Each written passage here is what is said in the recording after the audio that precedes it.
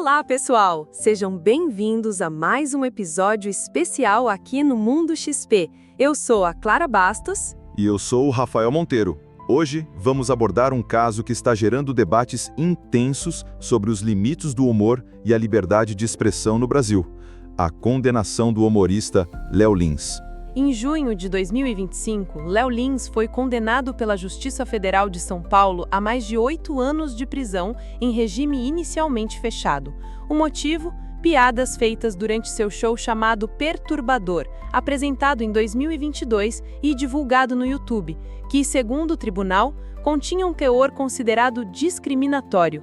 A sentença também impôs uma multa de R$ 300 mil por danos morais coletivos. O conteúdo foi removido da internet por decisão judicial e gerou forte repercussão nacional. Entre os temas tratados no show estavam questões sociais sensíveis, como racismo, capacitismo e estereótipos culturais. A justiça entendeu que as representações feitas no palco poderiam ser ofensivas a determinados grupos. Instituições como a ACD manifestaram repúdios ao conteúdo, apontando que determinadas falas violariam leis de proteção às pessoas com deficiência. Como resposta imediata, o SDT decidiu encerrar o vínculo de Léo Lins com a emissora. O caso passou a ser amplamente discutido na imprensa e nas redes sociais. Posteriormente, Léo Lins publicou um vídeo em seu canal no YouTube onde abordou a condenação.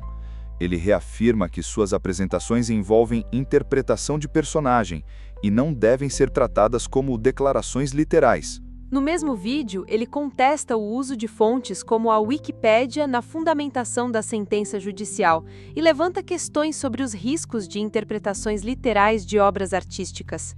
Em uma analogia, ele compara sua atuação no palco a um filme de ficção, questionando se seria coerente responsabilizar artistas por papéis interpretados diante de um público. Na visão dele, a decisão judicial representa uma possível ameaça à liberdade artística e pode abrir precedentes que afetam outros profissionais do entretenimento. A reação da classe artística foi dividida. Enquanto alguns colegas defenderam o direito à livre expressão, outros apontaram a necessidade de responsabilidade no exercício do humor. Além disso, Léo Lins relatou ter recebido mensagens de apoio de fãs, inclusive relatos de pessoas que encontraram força no humor dele para lidar com momentos difíceis. Um dos relatos mais fortes veio de um jovem que tatuou um símbolo do show, dizendo que o comediante o ajudou a sair da depressão. Isso evidencia o impacto que a comédia pode ter sobre parte do público. Por outro lado, para os críticos, esse mesmo humor pode ser ofensivo, insensível e prejudicial a quem se sente diretamente atingido pelas piadas. O dilema está lançado: como equilibrar liberdade criativa, responsabilidade social e interpretação judicial?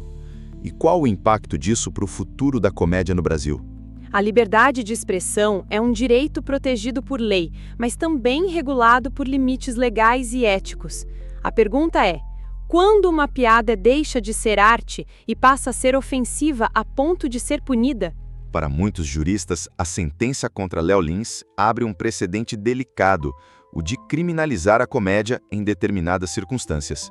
Ao mesmo tempo, especialistas em direitos humanos lembram que o humor também pode reforçar preconceitos e marginalizar grupos vulneráveis. Estudiosos como Adilson Moreira, por exemplo, introduziram o conceito de racismo recreativo, que sugere que o riso pode mascarar ou perpetuar opressões estruturais. O desafio está em encontrar o ponto de equilíbrio. Como garantir liberdade artística sem permitir que ela se torne escudo para discursos discriminatórios? No vídeo que publicou após a condenação, Léo Lins reforça que suas apresentações envolvem interpretação de personagem e não devem ser tratadas como declarações literais. Ele afirma que o julgamento ignorou a linguagem da comédia e a natureza da obra fictícia. Questiona o uso de fontes como a Wikipédia na fundamentação da sentença judicial e levanta questões sobre os riscos de interpretações literais de obras artísticas. Esses argumentos dividem opiniões. Enquanto parte da sociedade entende que há um risco real de censura institucionalizada, outra parte sustenta que o humor também deve estar sujeito a limites sociais e éticos, principalmente quando atinge grupos historicamente oprimidos.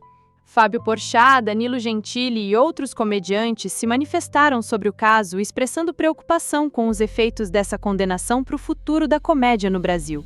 Mas houve também artistas e comunicadores que criticaram o estilo de humor de Léo Lins, mesmo sem defender abertamente a sentença. A repercussão revelou uma tensão não só jurídica, mas ética e cultural. E isso não acontece só aqui.